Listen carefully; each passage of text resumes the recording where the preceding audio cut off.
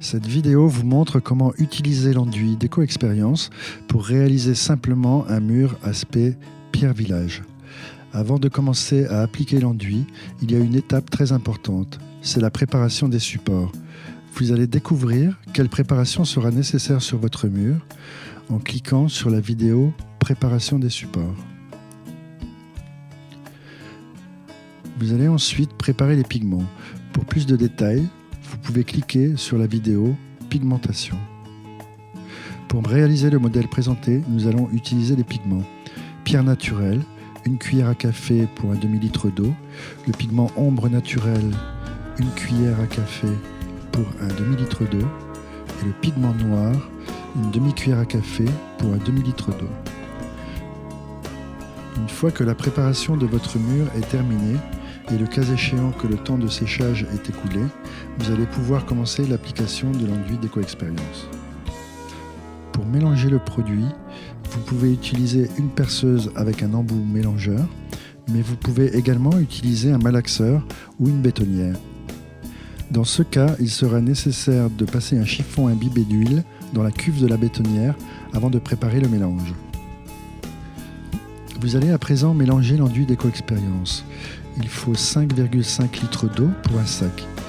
Versez l'eau en premier, puis l'enduit au fur et à mesure.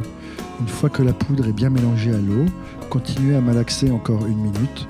Le produit va alors s'aérer et deviendra plus liquide. Vérifiez la consistance. Le produit doit être onctueux.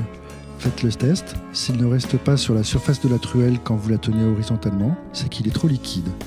Dans ce cas, il faut rajouter un peu d'enduit. Appliquez-le directement sur le mur avec une truelle, une lisseuse ou une taloche. Il n'est pas nécessaire de lisser le produit. Au contraire, si le résultat est trop lisse, donnez des coups de truelle pour que le rendu ne soit pas régulier. Vous pouvez également recharger de l'enduit par endroits pour créer des irrégularités et des surépaisseurs. Vous devez appliquer idéalement une couche d'environ 10 mm au minimum avant de créer les surépaisseurs. Si vous le souhaitez, vous pouvez passer l'enduit en plusieurs couches sans attendre le séchage afin d'obtenir l'épaisseur souhaitée. Avant que l'enduit ne commence sa prise, c'est-à-dire que vous pouvez encore enfoncer facilement votre doigt dans l'enduit, tapotez la surface de l'enduit avec une brosse à poils nylon légèrement rigide de façon irrégulière pour faire disparaître les bourrelets d'enduit et créer le grain de la pierre. Vous allez poser le pochoir sur le mur tout de suite après l'application. Vous pouvez le scotcher ou l'agrafer au plafond ou n'importe où au-dessus de votre décor. Veillez à ce qu'il soit horizontal. Il n'est pas nécessaire de l'enfoncer dans l'enduit, mais vous pouvez le faire légèrement pour qu'il reste au plus près du mur. Vous allez maintenant, sans attendre, appliquer la pigmentation. Il est très important que les pigments soient appliqués quand l'enduit est encore frais, c'est-à-dire avant que l'enduit ait commencé sa prise. Si vous attendez trop, les pigments ne se fixeront pas dans l'enduit et à l'extérieur, en cas de pluie, la couleur ne tiendra pas dans le temps. Pour appliquer les pigments, commencez par la couleur la plus claire. Dans notre exemple, pierre naturelle. Pulvérisez de manière irrégulière en insistant plus par endroits. Rajoutez un peu d'ombre naturelle par endroits, suivant votre goût. Et pour terminer, juste quelques touches de noir. Vous pouvez également, pour cette étape, utiliser un pistolet à peinture avec un compresseur d'air à 3 barres de pression. Répétez ensuite l'opération en décrochant le pochoir et en le repositionnant à côté. Le pochoir mesure 3 mètres de haut et 1 mètre de large. Vous pouvez le repositionner à une hauteur différente pour éviter d'avoir une symétrie dans la pierre et le décaler vers la droite éventuellement de 5 ou 10 cm à la jonction verticale. Enlevez le pochoir dès la pigmentation terminée et le stocker à plat pour le faire sécher.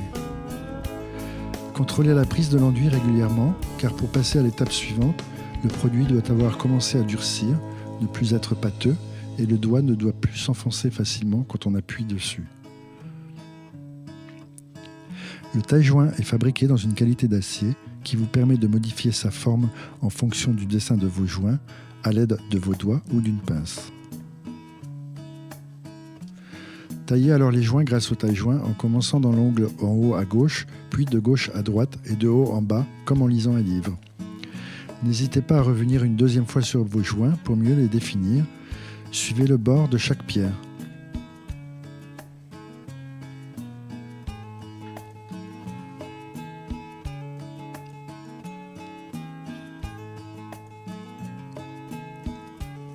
Après avoir fini de tailler les joints, vous allez repasser dans les joints avec un pinceau plat afin de les aplanir et de supprimer les épaufrures sur le bord des pierres.